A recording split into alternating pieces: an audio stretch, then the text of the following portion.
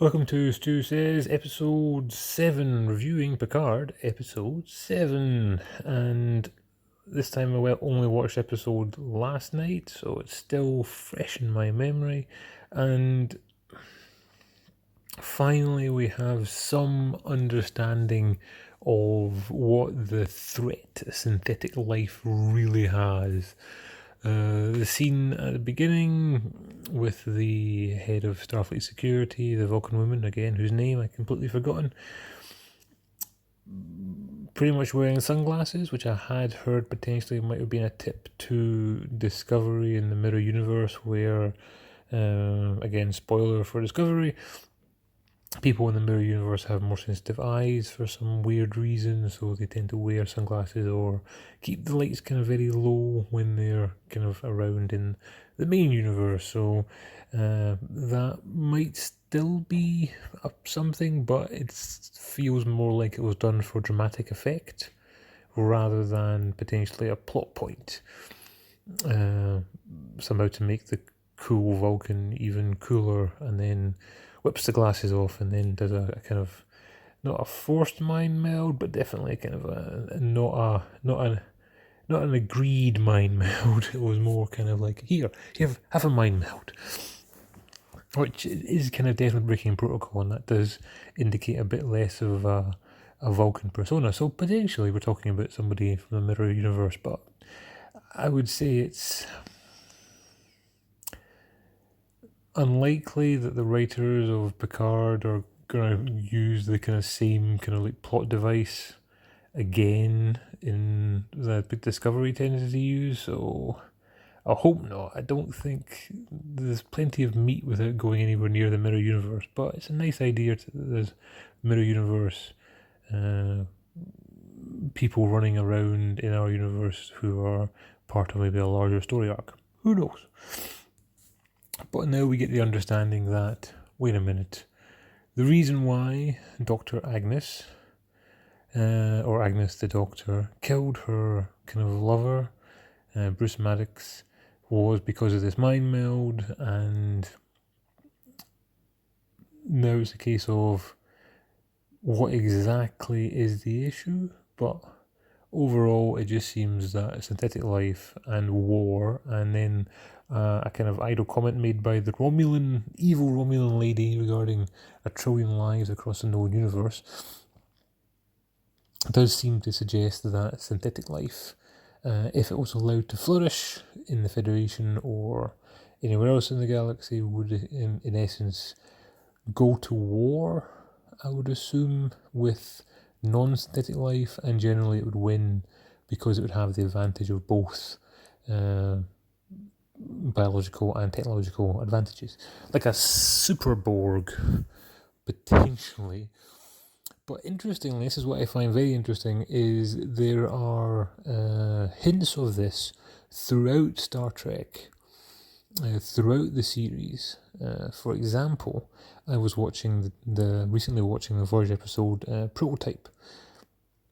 I believe that's the name of the title, which they find a broken android-esque kind of character out in space, and B'Elanna kind of forms a bond with it, and B'Elanna fixes it, but then she gets kidnapped, and it turns out that these guys were actually built by a race for a war, and then that race actually made peace with the other race that it was at war with, and then the races basically said, well, now no one's fighting, let's turn off our robots. And the robots were like, wait a minute, if you want to turn us off, only the enemy would turn us off. You're the enemy, therefore we're going to kill you. And they did. So they basically wiped out their creators. There's a variety of original series episodes where the, like, what little girls are made of, where the kind of cyber creatures that have lasted millennia have again destroyed their creators because they got too sentient. In Next Generation, there's a kind of similar one, Arsenal of Freedom, a very good episode, especially in the early series, where the arms merchants sold pretty much one of the best weapon systems available. Kind of like can destroy ships, can take out kind of ground targets and the rest of it. And in essence, it looks like they killed themselves. They died at their own hands because of that particular weapon. So there is a lot of Trek lore when it comes to species being killed by their creations. I'm sure there are other examples. I know there's definitely probably about half a dozen in the original series as well. It was quite a common theme.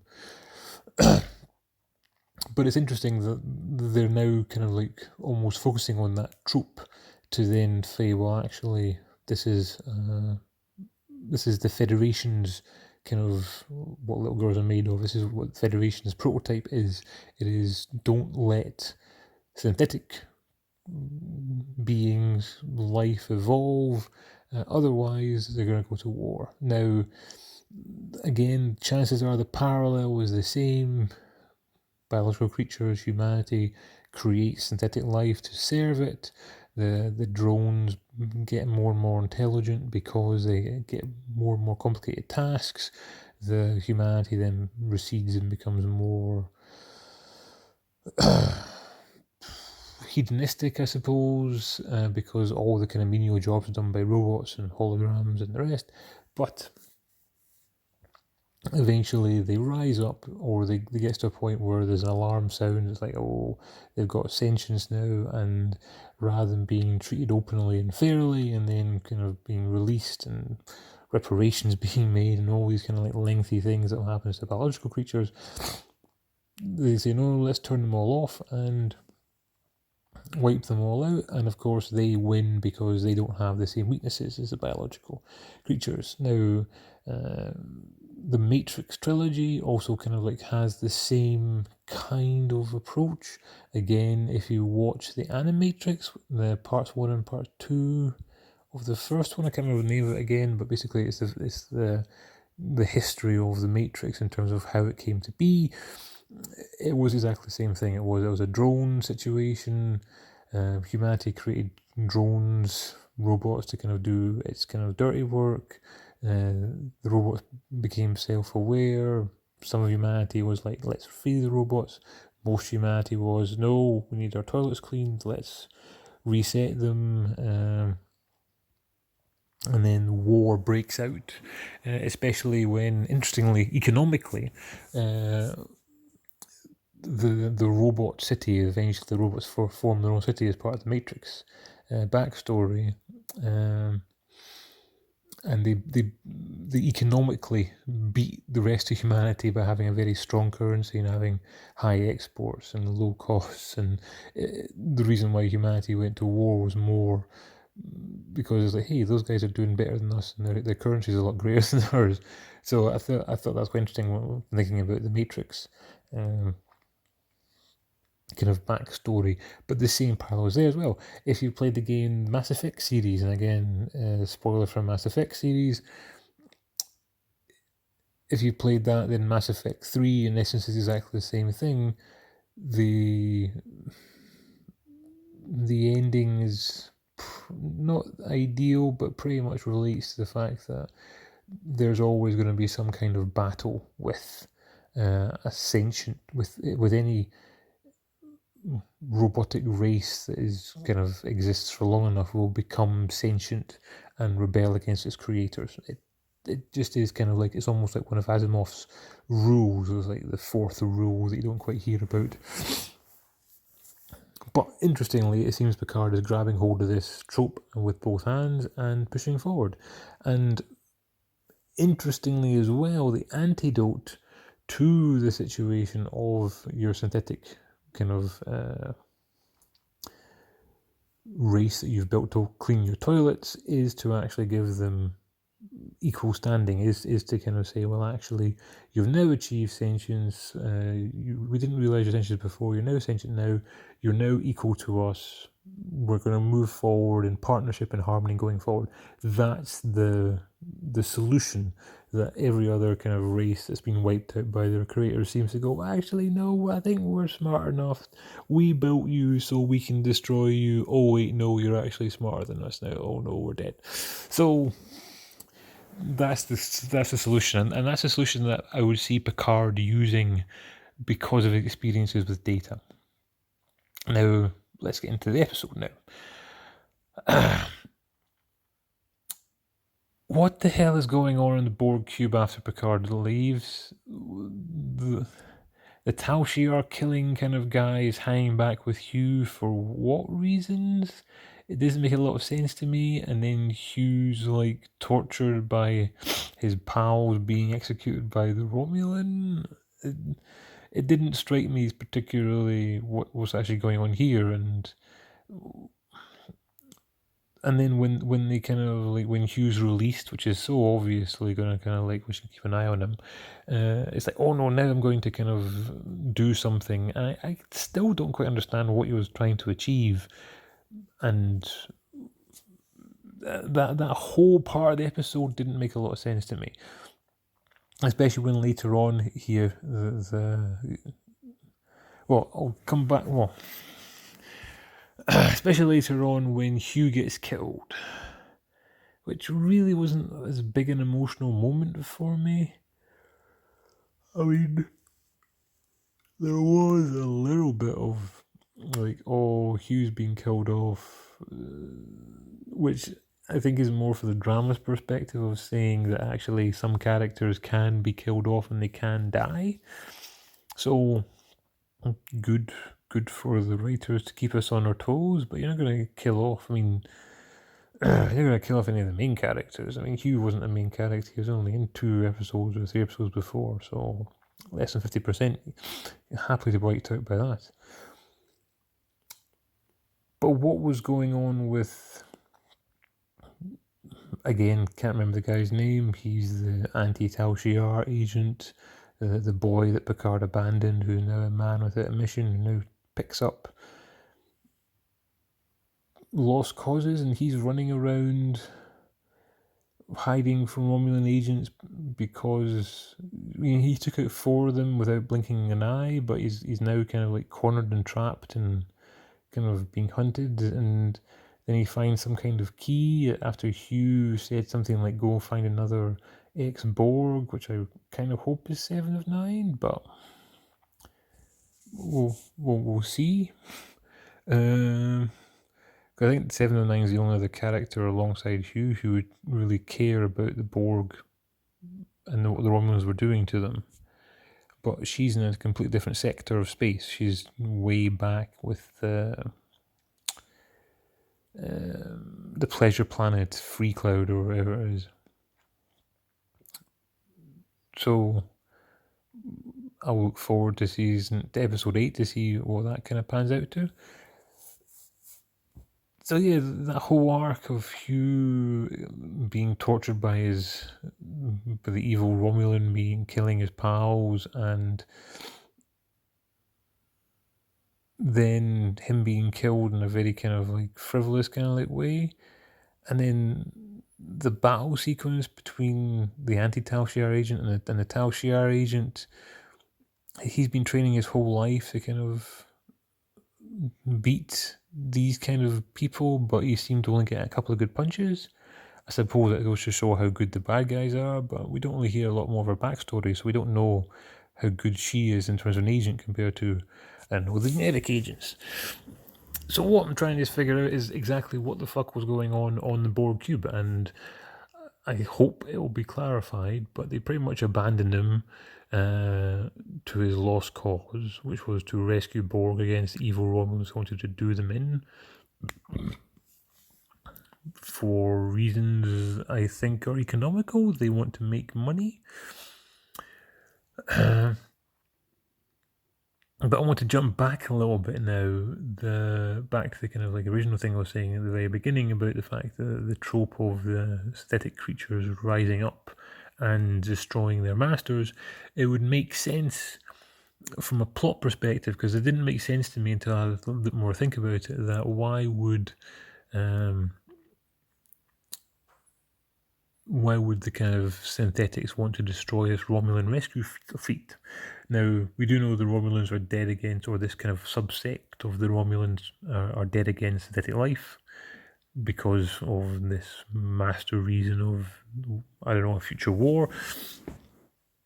But it makes more sense to me is that if you're going to ban synthetic life throughout the Federation, you're going to make them basically a terrorist. You're going to make them terrorists.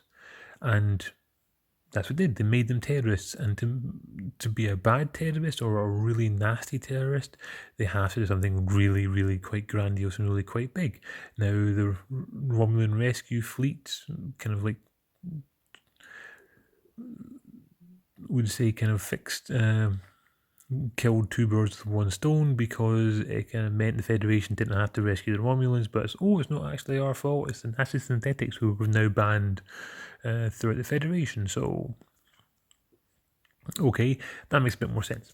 Right, just going to jump back again into this episode. I would say I was right, it's a filler episode, it's a low budget episode, lots of scenery usage, and we've got Will Riker and Deanna Troy's kind of house in the countryside, so that's nice. Not much of a budget needed for that.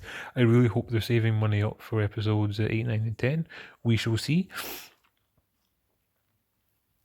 It was a breather episode to kind of like try and regroup her bearings, but it didn't quite expand anything for me. It was more a case of like Daj or Sasha, I can't remember her bloody name, is pretty much kind of like just coming to terms with the fact that she is actually an android and she has abilities. Picard realizes he's not actually a kind of the captain figure. He's got to kind of deal with a kind of teenager who thought she was real and now isn't real, but is actually real, and it got pretty dull in terms of kind of like the minutiae of dealing with adolescents and people in situations that are situations that are kind of I suppose traumatic. I mean, what Troy said was quite right. The fact is that only until recently she thought she was a normal girl pursuing this, and now she's traumatized. She doesn't want to trust, shouldn't trust anyone. She had quite a heavy level of betrayal because she kind of trusted the Romulan guy, who pretty much was a villain and abused her, almost kind of mentally tortured her to kind of get the information out of her, and then tried to kill her. So she's not in a kind of good place, and is now trying to rebuild that kind of like trust. But that was really the whole episode to me. Everything else was kind of like side stuff. The Doctor having a conscience now and then trying to not kill herself but kind of knock out the tracking system. The potential mutiny of the kind of ship captain versus Picard's aide. Again, names completely escape me because they're so bloody forgettable characters wise, except he's got a cigar. I mean, the guy who's got a cigar.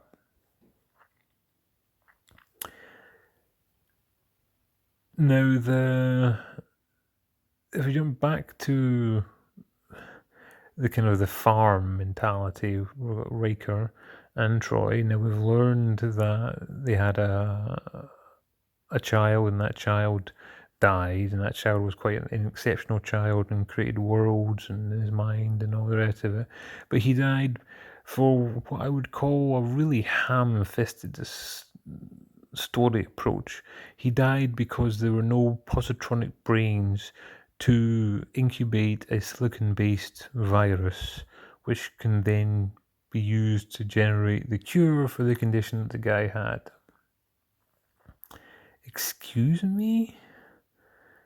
Now, Riker and Troy do not need more motivation to help Picard. They do not need more motivation to kind of like hold up the banner of whatever cause Picard is after.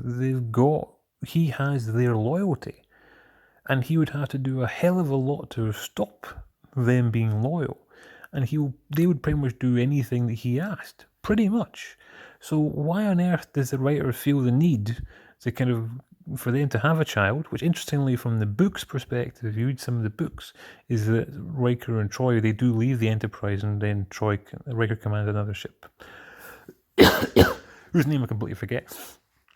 But they do have a problem conceiving a child, even though Beta Zeds and humans are compatible. They have a problem conceiving a child, and there's a few attempts, and there's a lot of heartbreak and that kind of stuff. But ultimately, Thaddeus is born, I believe. I'm not too sure they've used the same name as the books. Well, it's not clear if the books are canon, so we're going to ignore them apart from kind of like as an aside. But yes, we knew Troy and Riker were getting together. That was at the end of Nemesis. It was the end of Insurrection as well, so it's not particularly new. I would have still thought Riker would still be an admiral in Starfleet rather than being a farmer making pizzas, but he feels he's a better family man, and that's fine. But yeah, ham-fisted approach, they have to have additional emotional currency in synthetic life forms because they love Commander Data. They will follow Picard to the ends of the earth. They don't need anything more from a character perspective to do what's required. So why give them a child and then kill them and then kind of make this kind of positronic brain the only thing that would have saved their child? Makes no sense. No sense at all. But potentially there are viewers who are watching Picard who are not familiar with the backstory, understand who Riker and actually Troy are, but I think it was pretty obvious, like stay as long as you like and put the scanners up and put the shields up and all the rest of it, but yeah, okay, fine. So we've got a filler episode here. Overall, I would say it's definitely a 5 out of 10. I did quite like the callback to Next Generation where Picard and Riker are walking through the woods and Riker was asking about the new crew that Picard's got, and Picard's like, whoa, they've got a lot of baggage. Way more than any more Next Generation had, and that's part of the reason in Next Generation they had no baggage. Baggage was all resolved or minimalized. Even Picard's trauma from being a Borg and then back to being human was only an episode or 2 episodes kind of like worth of kind of like plot, and then it was completely forgotten about and became one of the backstory things. But that I thought was quite kind of like funny, that kind of like callback. It's like, oh, now everyone's got baggage. Everyone's got baggage. But they're still unforgettable characters. I can still barely remember their names. I can still barely care if they live or die. I would have actually been slightly more impressed if they'd killed Riker and Troy off, and their daughter had joined Picard as part of his crew. That to me would have been more ballsy as an approach. Once their safe haven is over, then pretty much take them out. I do like Will Riker as a character. I do like Deanna Troi as a character. But if you're going to kind of like make things matter in terms of like killing off characters so that we care, then it has to be somebody of value. And now killing off Will Riker and killing off Troy would have been one of the things. Killing off Riker and then Troy and her daughter joining Picard, killing off Troy and Picard and Riker and his daughter joining Picard, that would have been greater in terms of a dramatic thing. But this is all about Jean-Luc Picard. We can only introduce these characters in an episode and a half, and then we have to leave them because if we focus too much on them, the spotlight might not be on Picard as much. So, yeah, it's a filler episode. Don't really care. Could have deleted the whole episode and kind of squeezed it into the previous one. Looking forward to the budget that they saved, hoping that episode 8 is kind of like now getting towards the culmination. They know which planet they have to go to, but what are they going to find when they get there? Because shouldn't Bruce Maddox have been there? But his lab was destroyed by the Romulans. So did they already find the lab? Was he somewhere else that was not quite there? It doesn't make sense at the moment, and I get the feeling the writers are kind of playing a little bit fast and loose in terms of what's going on next. But we've got another 3 episodes, and we've got a whole other series when it comes out, I think next year. So we'll see. I'm still holding out some hope, and my hope is diminishing. The action from the previous episode was quite nice, but this episode was just a 5 out of 10.